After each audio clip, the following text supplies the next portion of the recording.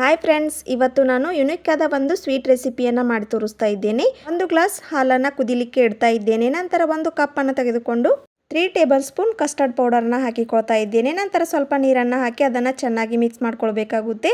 ನಾವು ರೆಡಿ ಮಾಡಿಕೊಂಡ ಕಸ್ಟರ್ಡ್ ಪೌಡರನ್ನು ಸ್ವಲ್ಪನೇ ಈ ಹಾಲಿಗೆ ಸೇರಿಸ್ತಾ ಸ್ಪೂನ್ಲೆ ಒಮ್ಮೆ ತಿರುಗಿಸ್ಕೊಳ್ಬೇಕಾಗುತ್ತೆ. ಆವಾಗ ಹಾಲಿನ ಕಲರು ಕೂಡ ಚೇಂಜ್ ಆಗುತ್ತೆ, ಹಾಗೆ ಗಟ್ಟಿ ಕೂಡ ಆಗುತ್ತೆ. ಇವಾಗ ನಾನು 4 ಟೇಬಲ್ ಸ್ಪೂನ್ ಅಷ್ಟು ಸಕ್ಕರೆಯನ್ನು ಹಾಕಿಕೊಳ್ತಾ ಇದ್ದೇನೆ. ಕೊನೆಗೆ ನಾನು ಏಲಕ್ಕಿ ಪೌಡರನ್ನು ಹಾಕಿಕೊಳ್ತಾ ಇದ್ದೇನೆ. ನಂತರ ಇದನ್ನು ಚೆನ್ನಾಗಿ ಮಿಕ್ಸ್ ಮಾಡಿಕೊಂಡ್ರೆ ಇದು ಪೂರ್ತಿ ತಣ್ಣಗಾಗಲು ಬಿಡಬೇಕು. ಇವಾಗ ನಾನು ಬ್ರೆಡ್ಡನ್ನು ತೆಗೆದುಕೊಂಡು ರೌಂಡ್ ಶೇಪ್ನಲ್ಲಿ ಕಟ್ ಮಾಡ್ಕೊಳ್ತಾ ಇದ್ದೇನೆ. ನಿಮಗೆ ಯಾವ ಶೇಪ್ನಲ್ಲಿ ಬೇಕು ಆ ಶೇಪ್ನಲ್ಲಿ ಕಟ್ ಮಾಡ್ಕೋಬೋದು. ಟ್ರ್ಯಾಂಗಲ್ ಆದರೂ ಮಾಡ್ಕೋಬೋದು, ಇಲ್ಲ ಸ್ಕ್ವೇರ್ ಆದರೂ ಮಾಡ್ಕೊಳ್ಬೋದು. ಇವಾಗ ನಾನು ಈ ರೀತಿಯಾಗಿ ಒಂದು ಪ್ಲೇಟಿಗೆ ಹಾಕಿ ಅರೇಂಜ್ ಮಾಡಿ ಇಟ್ಕೊಂಡಿದ್ದೇನೆ. ಇವಾಗ ನಾನು ಆಗಲೇ ರೆಡಿ ಮಾಡಿಕೊಂಡ ಕಸ್ಟರ್ಡ್ ಹಾಲಿನ ಮಿಶ್ರಣವನ್ನು ಇದರ ಮೇಲೆ ಸೇರಿಸ್ಕೊಳ್ತಾ ಇದ್ದೇನೆ. 2 ಲೇಯರನ್ನಾಗಿ ಮಾಡ್ಕೊಳ್ತಾ ಇದ್ದೇನೆ. ಇದರ ಮೇಲೆ ಡ್ರೈ ಫ್ರೂಟ್ಸನ್ನು ಹಾಕಿಕೊಂಡ್ರೆ ಮುಗೀತು, ಸ್ವೀಟ್ ರೆಡಿ ಆಗುತ್ತೆ.